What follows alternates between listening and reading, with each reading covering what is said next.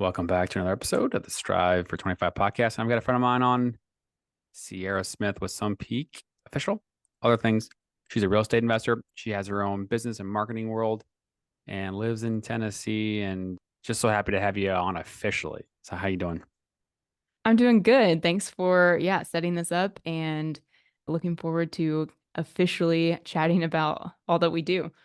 Yeah, because you and I have been on Mark Oshiro's channel, Financial Firefighter Weekly, and doing some different lives and group things and whatnot, and all talking about building wealth. A lot of it's real estate related and other things along the way. But if you could just kind of give the audience a little bit of a background and on what you do and all that. Sure. So, kind of kicking off the real estate side of things, we accidentally became like live-in flippers, which is where you use your primary residence, you live in it, you kind of fix it up over a couple of years, you sell it, cash out the equity, and then do that again. And we fell into that because we bought a house in college, got married in college, and bought a house then and fixed it up, and then sold it. And that was kind of our first big like, oh wow, like this made a decent amount of money, more than we had definitely ever experienced at that point, because knew better with psychology degrees that career wise I wanted to be in academia. And so that's what I was pursuing, but didn't want to take on the debt of the master's program and the PhD program while we were still trying to figure out our situation right after college. So we had to relocate to another state for my spouse's job. And at that point is kind of when I started dabbling in entrepreneurship. And so I started my first failed blog at that point, and it was called Brilliant Traveler. And I was sharing all kinds of like travel hacks and trying to do like affiliate links and just trying to do a blog at that point. And then doing some other kind of random side work because I had worked in mental health for a couple of years right after college before we moved and did a lot of child trauma work. And I just didn't want to go back into that field. So I was just kind of dabbling around with some other stuff. I did everything from like babysitting to cleaning houses, all kinds of stuff, and I was going to start like a laundry business. And so I've just been geared up. I started an Etsy during that time, like all of the things, and none of them really took off. I then we kind of resituated. I got pregnant and we ended up having a baby, and then we kind of got back into real estate because we were renting at the time. So we once we had the baby, we decided to purchase again. We bought a house and it started another renovation. So we took on a little bit bigger renovation that time. We completely did a full kitchen gut rehab. And that was definitely a bigger project. We lived in that house for 5 years. And that was during the time that the pandemic happened, and I started another business while we lived there. And that's where Sun Peak came from, is I started a merchandise business. So I landed myself into like making shirts and small batch promotional products for small businesses. So usually you have to buy like 200 hats with your logo on it in order to get like a decent price. And so what I was doing was buying merchandise items in bulk and then selling them to small businesses where they could get just like 5 hats, or something that was a little bit more reasonable for them at a good price. So I did that for, let's see, about 2.5 years. And that's really kind of the first entrepreneurship, like, or entrepreneurial endeavor that I did that really took off. And I had great success with that. I did a lot of stuff like in the gaming niche and have a lot of clientele from that kind of randomly. And so that's kind of where my business stuff came from. And then we needed to move again for my spouse's job. So we relocated to Tennessee. We sold that house that we renovated, made a great profit on it again. And at that point, we kind of thought, okay, there's something with this real estate stuff, and we know enough about rehab now. Like, we need to be looking for more properties that we can add value to.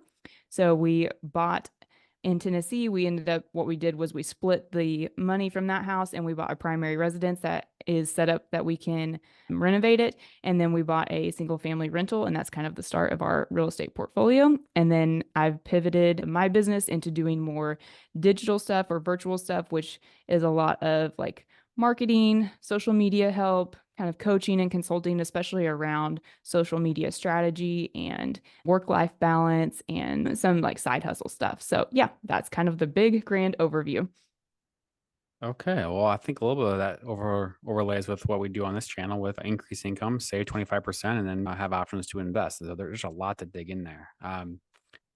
So kind of going back to just a few, you mentioned, babysitting, cleaning, Etsy, and you mentioned like not a lot of it took off. Looking back on some of that stuff, because now then you get into other stuff and like the merchandising and kind of the shirts, and that's the part that took off. Like why that versus not the other ones? Like how do you look when you look back on it? Like what are your thoughts on that? Yeah, so I would say the merchandising stuff took off because I like hit a niche.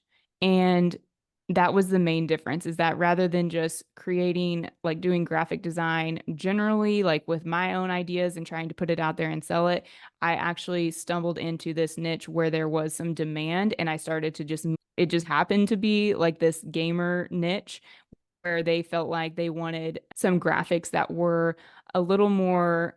I don't know. What kind of ended up happening was they wanted graphics that looked kind of like tourist destination shirts, like something that was a little more socially acceptable to wear out in public that didn't just identify them as a like nerdy gamer, right? So that's kind of what I ended up doing. And they were just a really big hit. And people liked the quality of shirts that I used and the service that I did. And I ended up doing everything from gaming shirts to then those customers, would recommend me to the businesses that they were at. Like I ended up making shirts for the Thunderbirds and different businesses that were local to me that just liked what I was doing. And so it kind of spread from there. But that's really what caused it to take off. Okay, how do you meet such gaming nerds? Quote, these are your words, by the way. How do you meet such gaming nerds? How does that happen? I just had a friend at the time who was a friend of my brother's, my little brother from high school, and he was like, "Hey, I've always wanted a shirt that has this little like symbol on it from this game that I play." And I was like, "All right, fine. Like I'm making shirts right now." And I made it. And he was like, "You should post this in this Facebook group that I'm in," which was kind of a group around this game. And I was like, okay. So I joined the Facebook group, posted in there, and I get a little traction from that group. And then my biggest hit was a shirt that was kind of resembling like a brewing company, but it was for something that was being like a potion that was being brewed in this game. And I decided to post it on Reddit in one of the Reddit threads that were for this game. And then I got like it kind of went viral. I would say, like it got like 2,000 or so like upvotes in Reddit. And I ended up with enough traffic from that to keep me busy for several months. And All so, right. yeah, so after that post in Reddit, I ended up getting banned on Reddit for because so many people tried to copy the design and sell it themselves, like on TeePublic or other like print on demand sites that it was becoming like a spam problem. So I ended up getting like a lot of issues with that. And even to this day, like you could probably look up the design and there's probably a dozen people selling it that aren't me.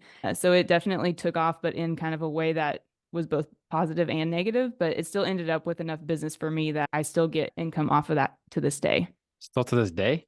Yeah, because I have it posted on Redbubble, and that is the kind of a platform where you get a royalty check for your artwork. And so anyone around the country can order that design off of Redbubble, and I still get probably between 50 and $100 a month from that design alone. Red bubble? I never even Hmm. heard of that. What is that? It's kind of like a print on demand Oh, okay. platform. What should I type in to find it? Is it on there? I can find it on there right now. Oh, I'm not going to say it out loud because people will go on there and Oh, try to copy it. yeah, they'll either copy it or they'll report me for like copyright because it's posted so many other places. And Uh, so I have to deal with copyright infringement claims a lot. okay. So I don't Cool. try to drive I honestly don't try to drive traffic to it because sometimes drawing attention to it creates more problem for me than it's worth. Gotcha. Okay. So again, this is just kind of one of the building blocks along the journey. But yeah, you answered my question. So connection to Facebook group to Reddit group and just kind of using these different tools after you Yeah, seeing some demand. Um, exactly. and then looking back at the Etsy, for example, Etsy or whatnot, like just didn't find the right niche, didn't have enough time in working out what was going on with that.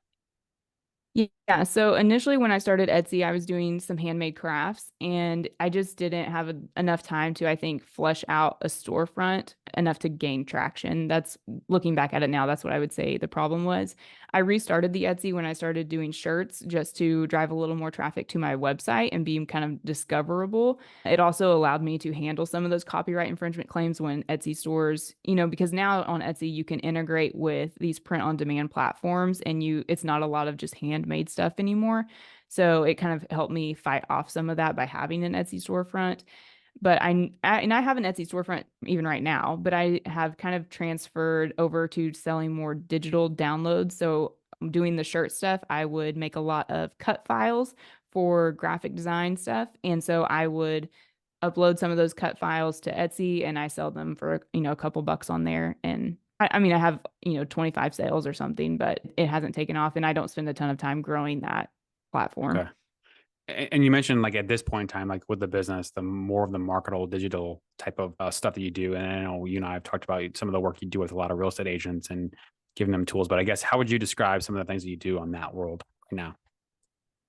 Yeah, so a lot of my experience at this point is with graphic design, which helps a lot of people out when it comes to creating a deliverable product that they want for their business. And so I have just through networking, just pitch services that usually are graphic design heavy or need help on the social media side, like creating content, because I've just done so much of that with my own business over the years, and I can do that virtually now. Whereas I'm not having to have the overhead of you know, 1,000 shirts in my house and the heat press out and all of this stuff that was kind of a little bit more of a hassle. So I was like, I want to do something a little more simple, but still using my same skill set. So that's usually what I do is just through networking and, moving here, buying the houses. We got hooked up with a lot of real estate people.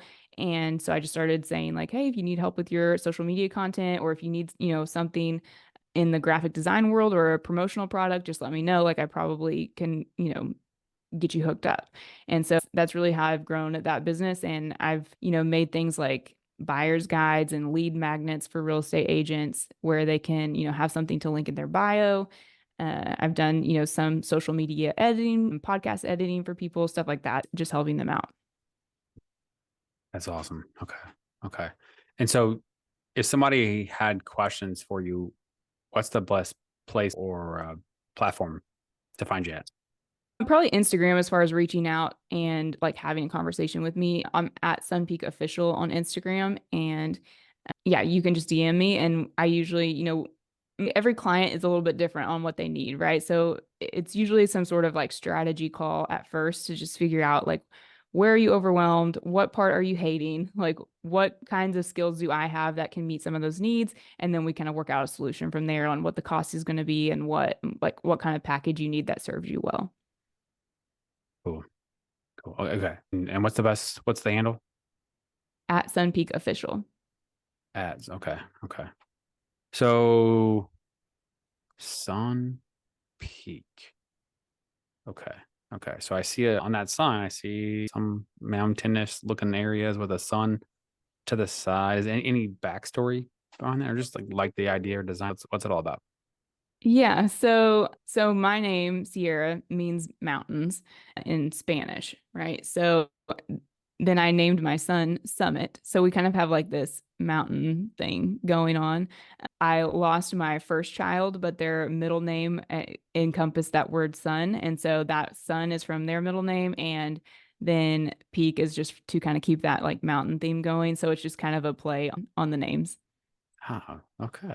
Okay. I did not expect that. That's pretty cool. Okay. Okay. So Sun Peak. Okay. Cool. Yeah, so that's my original logo from the merch business. And then whenever I started doing the real estate, I added the little like chimney to the top so that it looks like a house. Oh, okay, on the side. Okay. I think I see it there. Cool.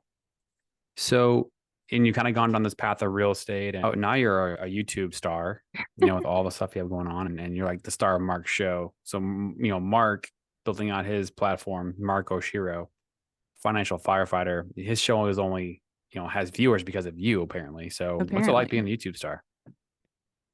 Well, it's great for networking. It's No, honestly, I've just been flattered to be a recurring guest, and it's nice to kind of stay in this zone of being able to talk about like financial things and real estate and always just have that on the top of my mind and seeing how I can help people. Because I really feel like the population that I can serve right now are people who are beginning because I'm so new to investing in general as far as in real estate goes. And I've done it in this kind of like weird shifting market that no one really seems to know what's next or what's coming or and that can be really scary and intimidating, and it's a little bit frustrating to get on YouTube and hear all of these experts talk about real estate and it not really feel relatable because they're not starting right now.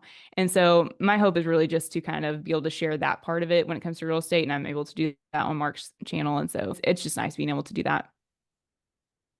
Yeah, I mean, because the first property that you guys purchased, renovated, and lived, what state was that in? So that was in Oklahoma. Okay. And we bought that house. It was a HUD home, so it had been sitting for a while, and it needed mostly cosmetic things. So that was a carpet, flooring, paint, patched a few holes, put in a new toilet, like some stuff like that. Like it wasn't super intensive as far as skills needed, and we had family helping us with, the providing tools and stuff like that to get that stuff done. And I don't want anyone to hear that story and think like, oh, well, she's, because they bought a house in 2012, like, of course, like she's fine. Like she got in real estate early because we used all of the money from the proceeds of that sale to pay down student loans. Didn't even pay them off. We just paid them down enough that we could afford to like live month to month without getting more in debt. And so when we started again after that, like we were still starting from scratch. We still had to do another like 5% down FHA loan to get into another house. And then we did the renovation thing again. So yeah, I don't want anyone to hear that and think like, oh, well, of course, anyone who bought in 2012 is like doing well in real estate. Now, I do wish I would have kept that house, but that's a regret for another time. Well, I mean, but then, okay. So then if you would have kept it, rented it out, then you wouldn't have had the money to pay off other debts and you still have more student loans, which Yeah, but the cash payment. flow from it would have covered our student loans plus some. Okay. Okay. That's a big question that comes up about, okay, should I pay off my student loans or pay off my credit cards or pay off whatever and pay off, my, all these different things versus investing. And like, it's such a two sides of the coin, no right or wrong answer or what to do. But Yeah, yeah, if for you can sure. have an asset that cash flows, and then that's huge. And then it, the in-house renovation, can you talk a little bit more about that? Cause you're going to be having an 80, not an ADU, but like an in-house residence. Like, can you explain more about that? Yeah, sure. So the property we have now is we bought it because we were looking at that ADU guy. So he does a lot of building ADUs, but he also does this thing where he buys residents that you can convert like a master suite into its own unit by walling it off and giving it its own entrance.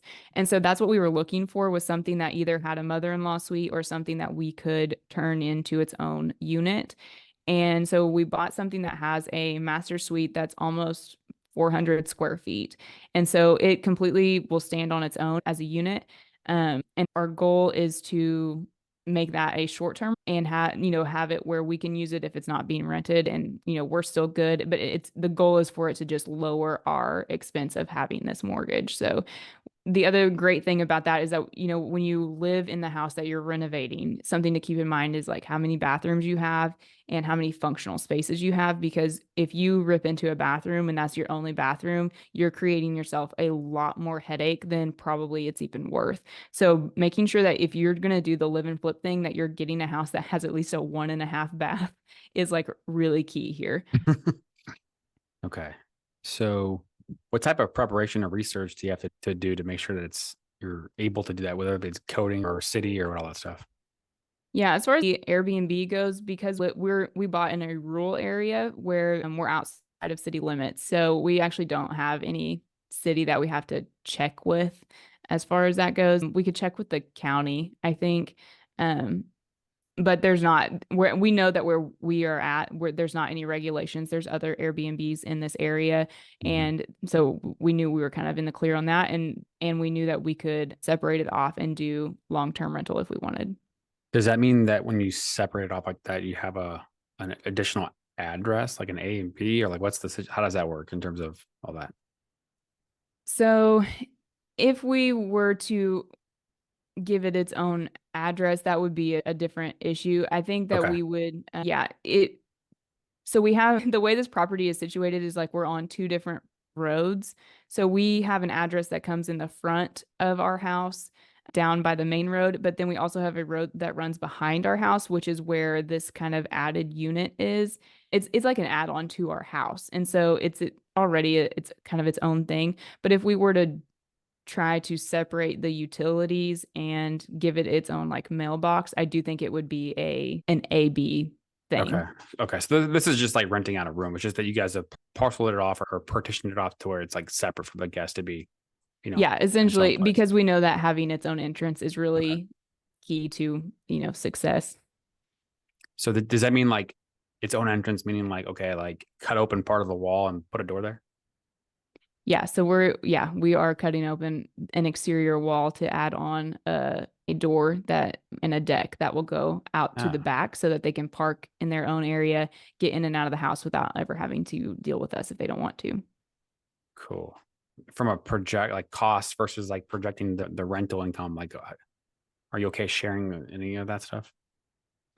Yeah, so cost, well, it's not completely finished, so I can't give any like solid numbers on that. I would say we're about $6,000 into the renovation, and this was structural. So we have termites out here in Tennessee, and they had done their damage in this room, and we knew that when we bought the house, but we did completely rip up the flooring, the subfloor, and all of the joists, and we replaced all of that, put in new subfloor, and we've had to, jack up some of the areas and re-level it and things like that. So it's been mostly demo work, a couple of trips to the dump, and then a lot of materials as far as lumber goes. That's kind of where we're at. And we've started buying finishes like light fixtures and all of that stuff is in. So I would say and we do have the flooring sitting in there that we have not installed yet, but um, I think we have about $2,000 to $3,000 left in renovation costs for that by the time we put in the door and make the little deck thing. So that's kind of where we're at on expense is probably is going to be slightly under $10,000.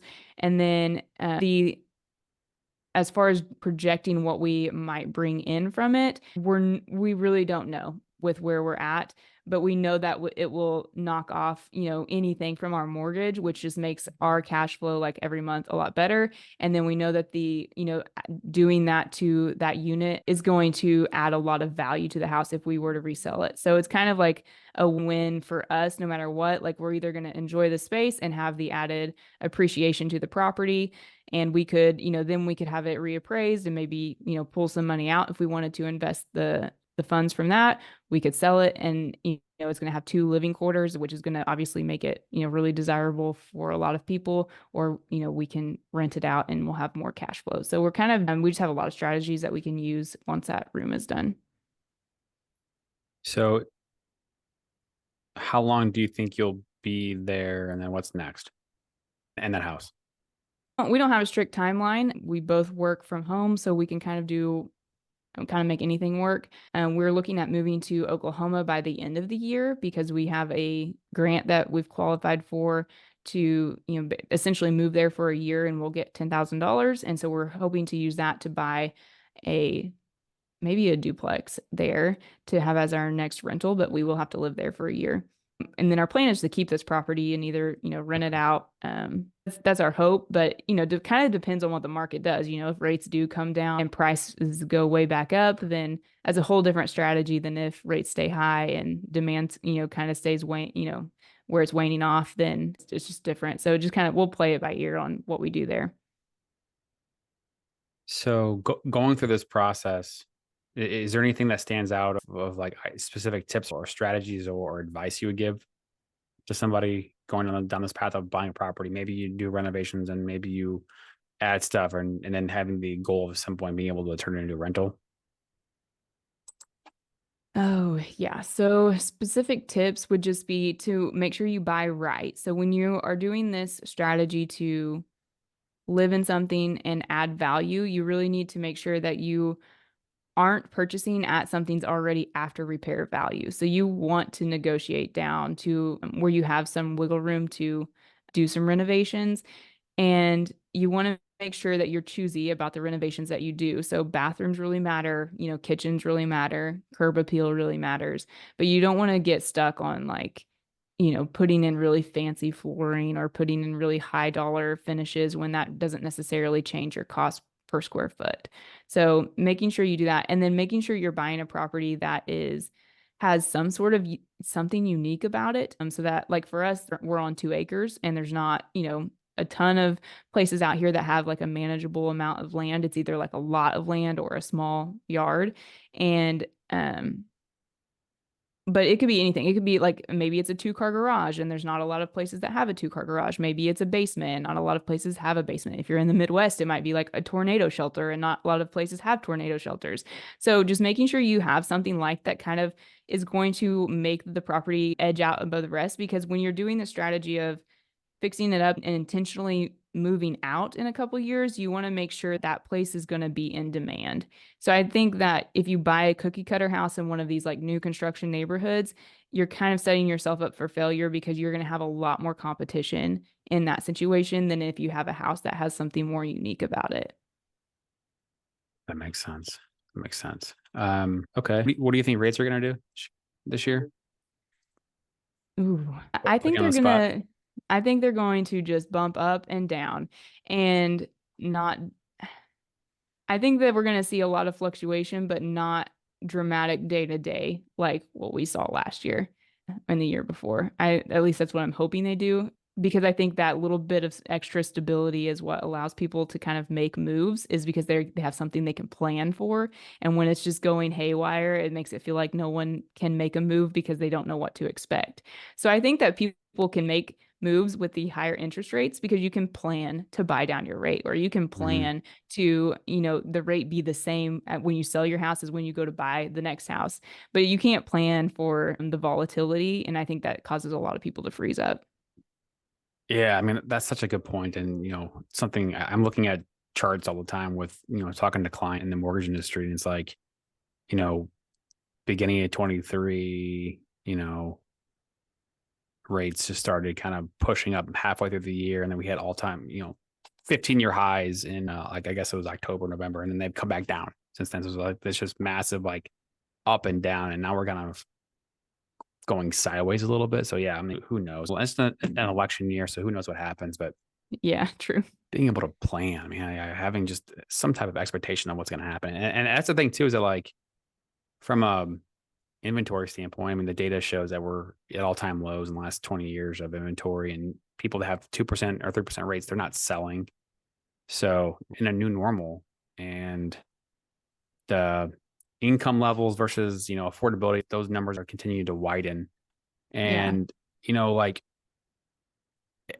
at this point, if someone's in their 25, 35 age range, and maybe their income isn't where it's going to be in say 2, 4, 5, 10 years, and maybe they're hopefully on an incline of being able to have higher income, do you think home ownership, do you think that's going to continue to go up, go down? Like, how do you see this all playing out? Ooh, I think more people will become owners of multiple properties than ever expected to. I think a lot of people go into home ownership thinking they only ever need one house. And I think that people will end up being either accidental landlords or finding themselves in a position to think that, buying a rental property is the best investment for them. So I think that home ownership is probably going to expand among people who already own homes, because those are the ones with equity to tap into. Those are the ones who have a little more flexibility with their budgets, because they probably have some sort of living expense that's fixed and secured that's more affordable than people who don't have a house. So when it comes to home ownership for the people who don't already buy, I think that it's easily just as possible, but most definitely has to be more creative than it ever has been before. So I think when it comes to buying a house, I think it's just as achievable, but you do have to either house hack, or you have to get roommates, or you have to find some sort of like, side hustle that's going to be lucrative for you for, enough to get the down payment. You just are going to have to be more creative about how you structure getting into the house. Yeah, man, it's so true. It's so true. There's like, yeah, the people that already have time in the game, have equity built up, they're going to have more options to be nimble to be able to acquire a rental property or whatnot, or continue to scale. And the people that want to get in it are, numbers are tight. Yeah, you're going to have to be so creative. Maybe it's living at your parents' house for a few more years and saving up money, or planning on having a couple roommates, or a house hacking with multifamily, etc. Just being creative with the side hustles. From a side hustle standpoint, is there something that stands out right now that you would say, hey, if somebody's got a regular job and if you could devote an hour or two, maybe a day or week or whatever, would be a service or a skill that's in demand right now that you would say would be worthwhile digging deeper on for a side hustle? Yeah, so I always think that lawn care is probably one of the best side hustles. It's a pretty low barrier of entry, and I almost anyone can do it, and you can pretty much drum up the business yourself. And so I think lawn care is a great one for anyone to try to get into, whether that's like pulling weeds for someone, offering to mow someone's yard, taking up, one-time gigs that you see posted on Facebook, like someone who, has an overgrown lawn and you need to go take care of it. You know, we've done some stuff like that before in the past. And then the one that's working for me right now, the best is Rover, and that's literally just dog sitting or cat sitting. And I've found it to be pretty lucrative for the amount of time and effort that goes into it. So that's another one that I would look into is pet sitting because the cost to, board an animal versus have someone come let it out a few times a day if you're out of town is, I mean, it's kind of crazy how expensive that is, but it becomes pretty lucrative, and I've had good luck with that. So those are the ones that I would pitch. In terms of just like kind of sharing a range of revenue opportunities, I mean, are you comfortable sharing any of that Yeah, for a for sure. month? Okay. What's possible for in a month or a week? Yeah, so on Rover, I usually get booked like one gig a month. And so it can kind of range from it might be like someone booking me for a weekend, which that it depends on how many pets they have, but typically it's going to be multiple pets. Otherwise, they would probably just board it if it was just one animal. So, watching like one dog and two cats for 3 or 4 days has been almost $500 net back to me after rover care fees and stuff. And you set your own rates on there, so totally depends on what kind of rate you set. But that's been mine for a weekend. I have had months where I have this one family who, they like to leave on the weekends. And so they have two cats. I go by and feed the cats on the weekends, and it's $90 a weekend. So it just kind of depends. And then there's been longer times where like I get booked for a week, which has been almost $800 back to me for being booked for a week. So it can really vary as far as the pet sitting thing goes. My other side hustles, like I said, like Redbubble fluctuates between $50 and $100 a month that I get from having my art on there and making those sales. And that's no work out of, I mean, other than the initial upload and putting on the products, like I don't spend any time on that at all. And then, yeah, and then I just have my other like business and coaching stuff, which that just, I mean, that depends on the package and the person. Like I have social media packages, that are $500 a month. And then I do, some things that are just per deliverable. So I might do a guide and have a set price for that. Or I might, just design a post for you. And that might be, $20. And we work out the details of creating like a Instagram post that reflects what you need to, express. So it really depends on that stuff. Cool. Cool. So, do you have when are you gonna start your own podcast officially? I don't know about the podcast. I think I have a hesitation to being able to be consistent with that, but I don't mind throwing a YouTube video up on my channel every once in a while. Yeah, that's the thing is that there's so many things going on. You have so many things going on, so do I. I mean, to add anything else is a daunting task. Yeah, Um, especially when it's not like generating revenue, right off the bat. mhm, And I want to focus on those income generating activities a little bit more. mhm, mhm. Um, Kind of going back to some of the networking stuff that you've done, like you went to, was it FinCon in New Orleans, and you're Yeah. going to Vegas. Yeah. Um, with a different group, one rental at a time. That investor group for his YouTube milestone. How would you kind of describe kind of what that's all about and why it's important and all that?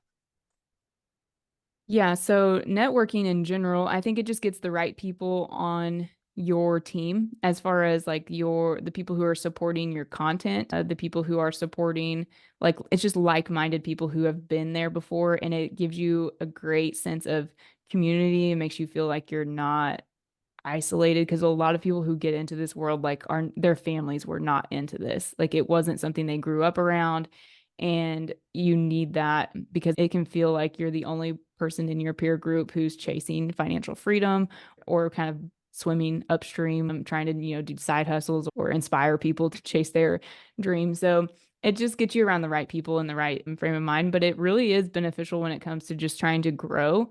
Um, I mean, I've noticed more social media growth since attending FinCon than I did at any other point. And that's been really helpful. I had several big time creators there say, that if you ever want a post to do well, just like message it to me and I'll share it to my story. Like they offered that. Oh, So shit. yeah, it's great as far as networking goes and as far as growth goes. Had, other short-term rental people who are close by here at FinCon, give me their entire spiel on how they operate and how they set up their automations. And I mean, they're people are very willing to give you that information, especially if you're paying to be at an event like that where they know that you're serious. So they're very generous, but you do kind of have to get in that right room. Yeah, yeah, get in the right room because at the end of the day, if like the event that we went to in Nashville a couple weeks ago, I forget how long it's been. You Yeah, know, we can have. yeah, like for somebody that's newer that doesn't have relationships, that doesn't have experience, getting into a room like that at the beginning and just trying to figure it out, essentially, just trying to figure out, okay, who do I need to be talking to, who do I need to be networking with, and the expectation of like, hey, it's not gonna, all these things aren't gonna happen overnight. It's gonna take time for relationships to build, the follow up and follow up and follow up and follow up. But by being in those rooms with people that are already doing it, it's an opportunity to be able to also raise the level of expectations for yourself and what's possible and seeing other people do it. And that kind of brings me back to, you know, you've done a renovation multiple times and turning in an additional unit. Like, are you just, going off of YouTube? Like, is there anybody in your circle that's been a go-to advisor or consultant or helping you? Like, what resources have you been using along this journey? So we use a lot of YouTube, that's for sure. There's a lot of YouTube that goes into it. I have some acquaintances, of course, that just by happenstance, like I know someone who does pest control and can ask them questions about the termite stuff. And I know someone who is a plumber and I'm able to ask them, specific questions about plumbing things or like, what is the right fitting that goes here, And so we have a little bit of just like community as far as that goes that we can kind of bounce questions off of. And then anything that we don't, we probably spend a multitude of hours on YouTube researching, but before we do it, it does take us longer that way. If you have the money to outsource the work, I'm all for that. But I've just noticed that when we've paid for work to be done, it doesn't necessarily end up any better than when we do it ourselves. So I just kind of take it on ourselves. I will say that I definitely have the attitude in general that I can pretty much do anything unless I figure out that I can't, but I don't know that until I've tried. And I don't know where that really comes from, if my parents just raised me that way or if I'm just a little bit stubborn that way, but I'm just like it doesn't seem like it would be that hard. If other people can figure it out, like I probably can too. So I just kind of go for it. I will say when it comes to like home renovation, if you're just like kind of pay attention to how you take something apart, then you figure out how it's supposed to go back together and it kind of just makes sense that way. I will say the structural stuff I would not do again. I will never ever do that again. Putting in a beam, putting in the floor joist, like I don't want to do that ever again. Like I'll stick to more cosmetic stuff for sure, but I don't know. My parents kind of did a little bit of cosmetic stuff on houses before they would sell them, just to kind of get them up to snuff and get them to market. And I just assumed that if they figured it out, then I could ask them questions. And then it wasn't really until the second house that I realized we were way in over anything that they knew how to do. But we just, yeah, slowly put it back together and it was fine. Lots of YouTube. That's really where the information's at. Okay, okay. Um, so following up, so yesterday made my first post on this mission of mine to basically put together 100 stories of different side hustles, different examples for people to be able to like figure out, okay, what do I want to do or work on to be able to generate more income? I love it. I Um, love how specific it is. I love the mission, all of it. oh no shit. Okay, okay. Yeah. Thank you. Okay, so now I'm gonna put you on the spot. Okay. Because now, I mean, I have to have you as part of this officially. So, what would be an example of something that you would want to contribute or share that could kind of fit into that? Or which lane? Ooh. Oh, okay. Because what I'm going to be asking of everybody is to prepare a simple 1 or 2 page guide for free, or do it for free, and just put it out there so someone can have a kind of a roadmap of, okay, if I want to do this is what I got to do All because right. Sierra Yeah. says so. So like a business idea and then how to pursue such business idea or side hustle, Hmm. income Hmm. generating activity. Yeah. Yeah. So would it be like graphic design? This is how you can make a graphic design thing or a t-shirt thing or like whatever, like you pick. And I won't hold you to it, but just what's one example that you could do? Yeah, I mean, I think it would probably best if I spoke to the merchandise side of things and doing either promotional products or using your graphic design to make some sort of sellable item. I think I could definitely speak to that, and that's something I've been thinking about. Needing to put on my YouTube channel is, how to ship a handmade item because that's a big barrier that people don't realize that you shouldn't just go to the post office and buy postage and mail it. Like you really should be doing that at your house and getting the cheaper postage and mailing it out. And that applies to Packaging it. either, yeah, if you're either reselling or making handmade items and trying to sell them on Etsy or a website or anything like that. But yeah, I think that I could definitely cover like um producing either I mean I could talk about t-shirts specifically, I guess, but any kind of merchandise and how to find your niche and how to really market it within that niche and be successful to get traction because I figured that out along the way. Cool. So clearly that would be an example that could somebody could do on the side. There'd be enough to be able to do enough traction. You'd be able to get an hour or two a week or whatnot to get Yeah, traction for on the sure. side. Especially if you were, yeah, especially if you were, yeah, yeah, you Okay. could. I mean, Okay. you can throttle it, obviously, based on how much time you have. I would say I kind of worked myself up into a full-time job, but it was intended to be a part-time job because I was still, taking care of my son during the day. So it would be, but it's very achievable evenings and weekends or part-time if that's what you want to do. Sweet. Okay. Okay. Something we'll talk about more, but 2024, I can't believe it's already here. What's one goal that you have out there that you want to be able to hit or achieve this year?